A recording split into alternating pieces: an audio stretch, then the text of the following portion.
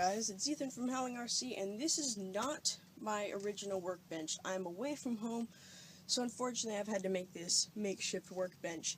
But I'm going to give you guys a little RC update for my RC arsenal. Man, say that 5 times fast, why don't you? Alright, this is my new truck. This is an associated SC10 4x4 4-wheel drive electric short course truck. This came as a roller for $161 off of eBay as a complete roller, ready to run. Not ready to run, but add your electronics and then you're ready to run. How about that? So for electronics, I've chosen this Castle 3800 kV 4-pole motor. This is a 540 can sized 4-pole motor. I have an Castle Mamba Max Pro short course system. That is the race system. It's one of the best ones they have, unless you want to go to the 8-scale Mamba Monster. Now, batteries running wise, I usually run 2S, but unfortunately the Tekin RX-8 that I purchased was defective, and I've had to send that back into Tekin. Should be getting that back soon, but until then, I'm having to run this Castle system that was in my low CS CTE. Servo is the stock servo. I have no idea on the specs it is. All I know that it is a high torque servo. It's kind of obscured in the actual design, so you can't really see it, but it's somewhere in there. The battery that's in this thing right now is a 3S, and I just put that in there for kicks and giggles at my local track, HRC Raceway. But time to look at another truck, and more videos on this should be coming soon. I already have some footage put together, and that should be up pretty soon after this video. But I just wanted to give you guys some updates on what I've been doing all summer, because it has been pretty busy. Radios for this truck, I'm using this Spectrum DX3S radio system with telemetry. I do have the telemetry installed, and it has the RPM of the motor, heat sensor, and the speed that it rates at, which is in miles an hour. So, once again, yeah, let's go to another truck, I guess. So, I'm going to give you a look on my Team Low-C Racing SCTE 4-wheel drive electric short course truck, and give you my thoughts in comparison on the two riding on my track. Unfortunately, I don't have a clear comparison just because they just redid the layout of the track, and I would get inconsistent runs. So, yeah, without further ado, let's move on to my Low-C SCTE. Alright guys, this is my Team Low-C Racing SCTE. This is the 1.0, not the 2.0. The 2.0 was just recently released, and it looks like a fabulous truck, but I've had this truck for almost a year now, and had a lot of issues with it, unfortunately. But that's with hardcore driving, guys. I mean, I'm not putting this thing around that well. I'm pretty much hardcore racing this thing all the time. Whenever I can, I go to OCRC and drive this to the limit. Electronics for this, because this did come as a roller, and I got this brand spanking new. It has a Castle 2400 or 2600 kV 4-pole motor. This is a 550 size can motor. Packs a lot of punch, and it has the torque I need to have this heavy metal chassis truck handle like a dream. Have the stock chassis on it because unfortunately my other stock chassis bent pretty badly, and I had to get another stock chassis because I just didn't have the money to upgrade to any of the MIP kit or the TLR Flex Tune chassis. I do have the DE Racing back skid plate for the rear diff. It's really hard to see because it blends in with the rest of the chassis. But I also had some trouble with the rear shock towers and the front shock towers bending like crazy. So what I did is I had a separate sheet of aluminum and basically cut out exactly a different shock tower. And if you can see there, it's been doubled up to increase some of the durability of this thing. Had also trouble with the front bumper. But rather than that, upgrades. I've done, let's see, some Integy aluminum collars up here that thread on. I have lightened, lightened, hardened outdrives all the way around. I don't know if you can pretty much, yeah, you can't tell the difference that much except for some cutouts that are made on there. But haven't had to upgrade the driveline at all besides those heavy-duty outdrives. Let's see. The front drive shaft has some issues, or at least it has some issues with my truck, into where it's actually worn so badly that it doesn't want to drive now, so I have to buy a new drive shaft. Let's see. Like I said, those Integy collars all the way around. I'm running actually an axial 2.4 gigahertz system because all the other 2.4 gigahertz system got taken out by my Power Hog servo, so I'm running a JR servo. I'm not exactly sure on the specific specs, but I know it's a very, very fast, very, very high torque servo, and it needs a lot of punch. So I usually run a 3S battery for this truck because the lower kV motors usually tend to need more power to get the RPM that you want. But I usually run 3S because A, it's a heavy truck, and B, the lower kV motor, but it runs fine on 2S. I just need the 3S for more punch. I have upgraded the front sway bar. Sorry for these camera angles, they are garbage, but it's makeshift, so I have nothing else to do. If you can see, you can barely tell, but I have the upgraded sway bars that are a bit thicker. They give me a lot more control out on the track. I run barcodes or suburbs, depending on what track condition it is, cold or dry, or whatever. I run a Proline SVT Raptor Flowtech body, and runs great. So, we should move on to another vehicle that's here, because I don't have all my vehicles at this specific location, but unfortunately, I can't do all my vehicles, but once I get back home to my workbench, I'll give you an update on most of my trucks. So, yeah, that basically wraps it up for the low C. It's time to move on to some bodywork projects that I've been doing. So, see you in a couple seconds. Alright, we're back with the Traxxas Mini E Evo VXL, and like I said before, I was going to do some bodywork updates, but I'll do that next after I showcase a couple more cars. So this is my Traxxas Mini E Evo. I bought this a couple years ago maybe. Haven't really driven it much. I mean, there's very light scratches. I mean, this truck has basically been a shelf queen ever since I've got it, but fantastic truck nonetheless. I mean, I've seen all of DJ Medic's videos, like the skate park paint one, and a couple others, and especially Jetlag 222. You can go check out his channel. He's got some videos on this. They're absolutely crazy and durable. That's the exact reason why I bought it. Haven't had to replace any parts on it, and if you like what you see here, be sure to check out Craigslist, because this truck is actually on Craigslist right now, because I don't use it.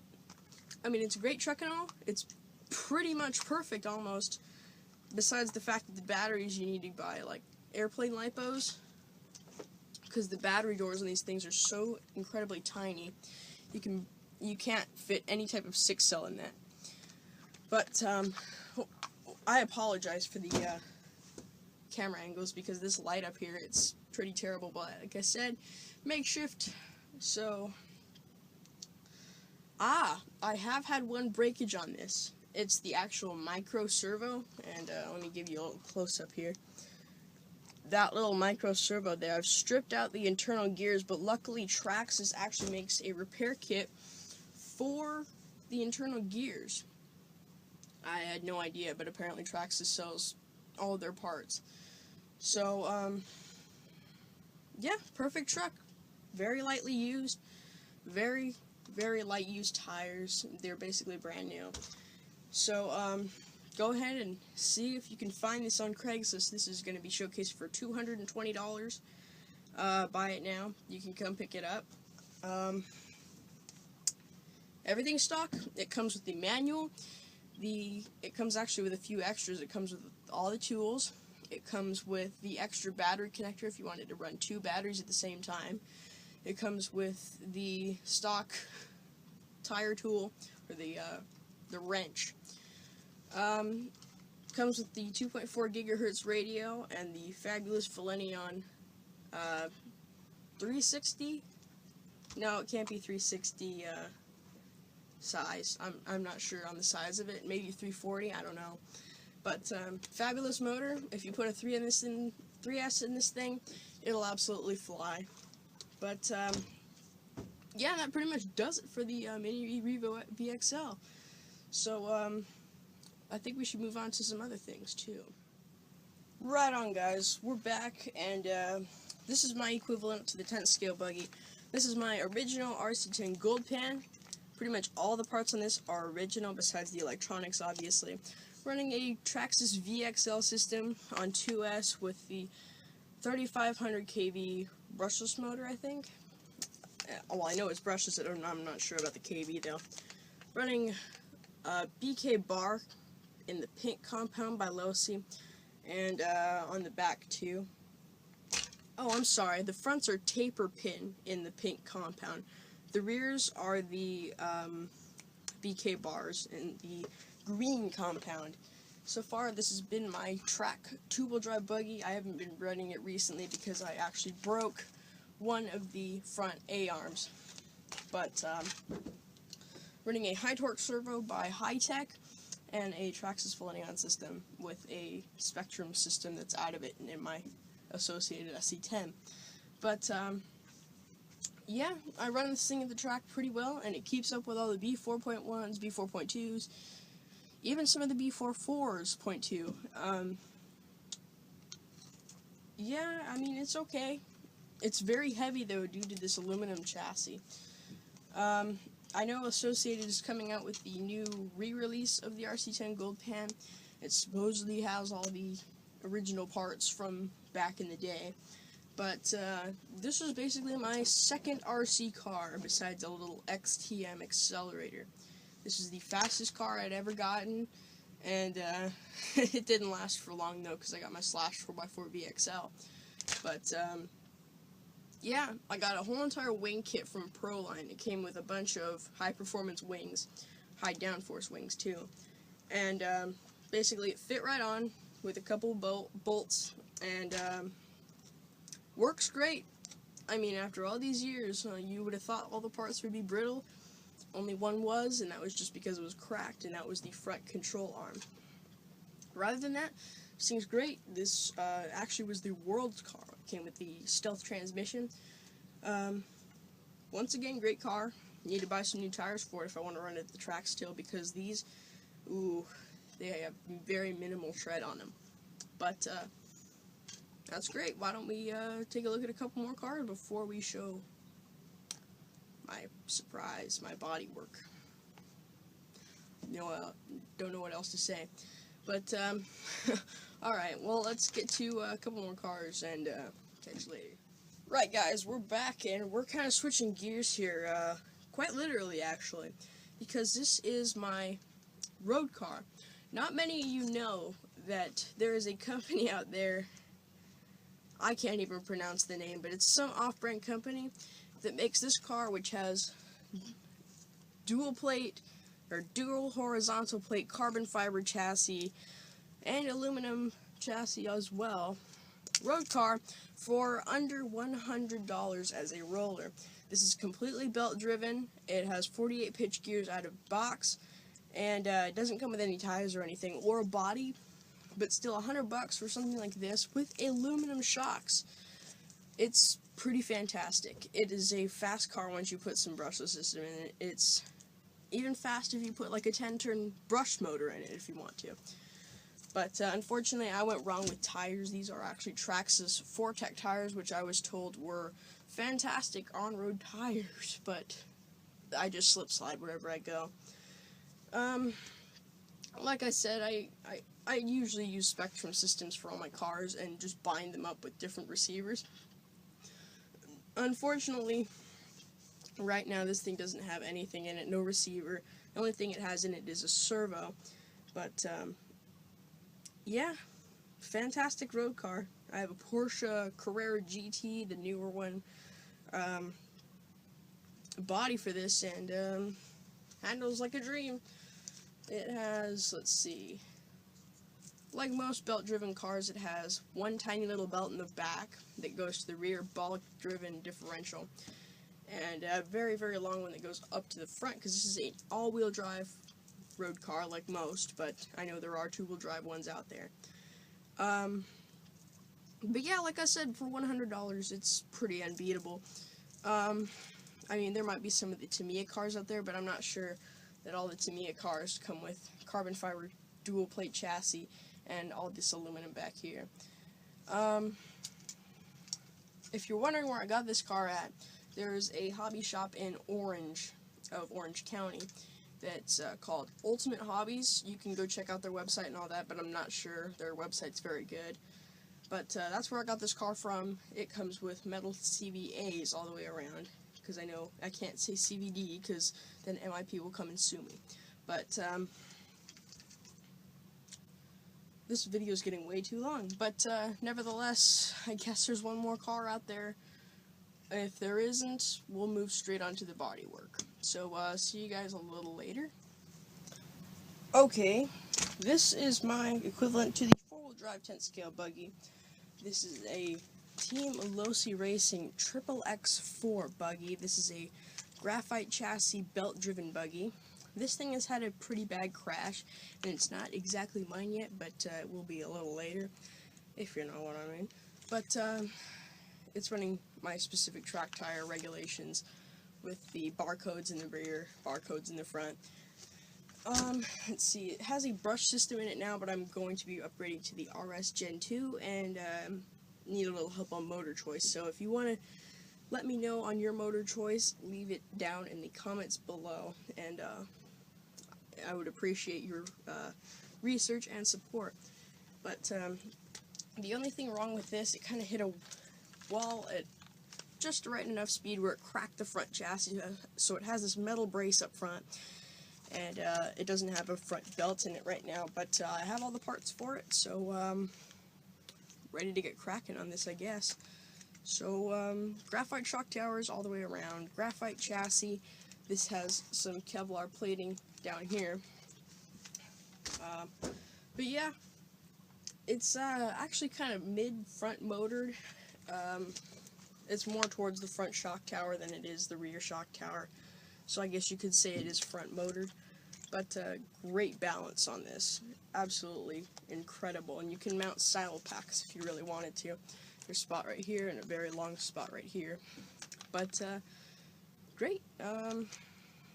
I guess before I show you all that body work that I promised earlier, let's take a look at some tires I'm going to be using for my rock crawler, which is what the body is for.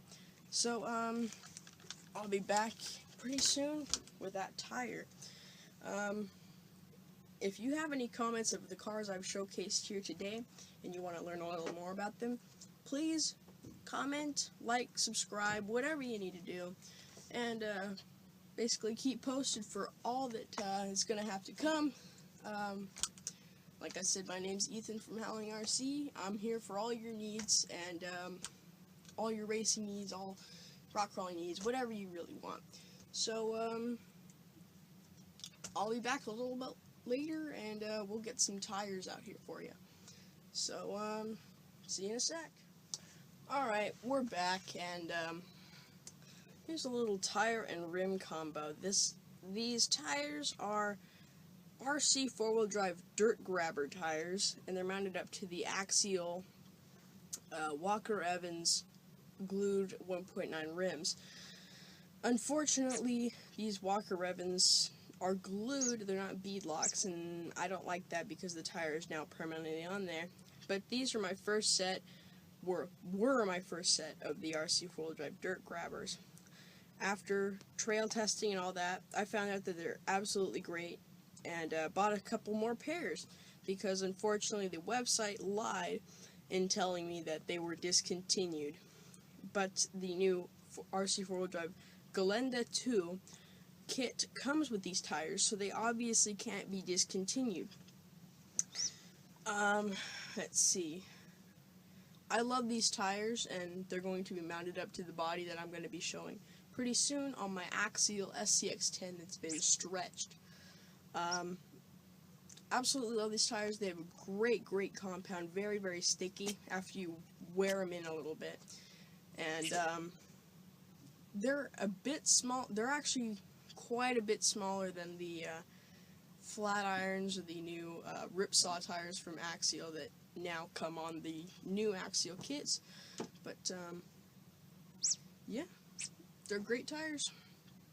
But okay, now we're gonna move on to some body work, and I've saved pretty much maybe the best for last. You'll be the decipher of that. But alright, let's move on.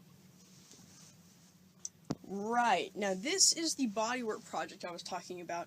This is a new bright Jeep JK body that has been pretty badly cut up, because I'm doing a project called the Jeep JK Brute, or the JK8 project, which is basically to convert a Jeep Wrangler based body into sort of like a truck.